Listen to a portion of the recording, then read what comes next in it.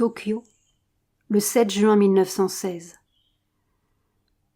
De longs mois se sont écoulés où rien ne pouvait être dit, car ce fut une période de transition, de passage d'un équilibre à un autre, plus vaste et plus complet.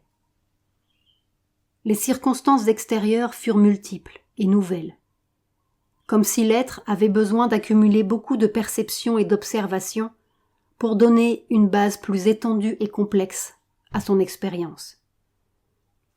Mais, tout entier dans cette expérience, il n'avait pas le recul nécessaire pour la voir dans son ensemble, savoir ce qu'elle était, et surtout, vers quoi elle tendait. Subitement, le 5 juin, le voile s'est déchiré, et la lumière s'est faite dans la conscience.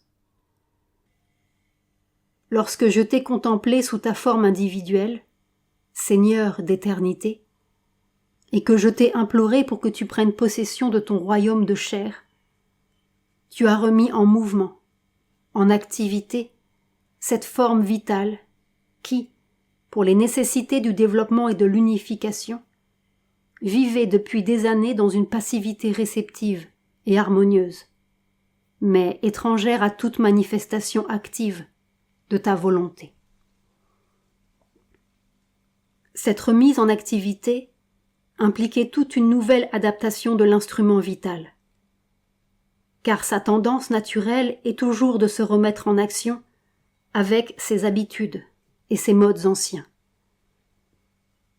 Cette période d'adaptation fut longue, pénible, parfois obscure, quoique, par derrière, la perception de ta présence et la parfaite soumission à ta loi soient immuables et assez fortement conscientes pour qu'aucun trouble ne puisse ébranler l'être.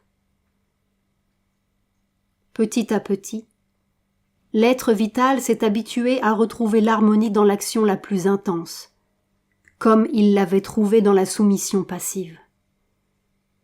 Et une fois que cette harmonie a été suffisamment instituée, la lumière s'est faite de nouveau dans toutes les parties de l'être, et la conscience de ce qui s'est passé est devenue complète. Maintenant, au sein de l'action, l'être vital a retrouvé la perception de l'infini et de l'éternité. Il peut apercevoir et vivre ta beauté suprême à travers toutes les sensations et toutes les formes.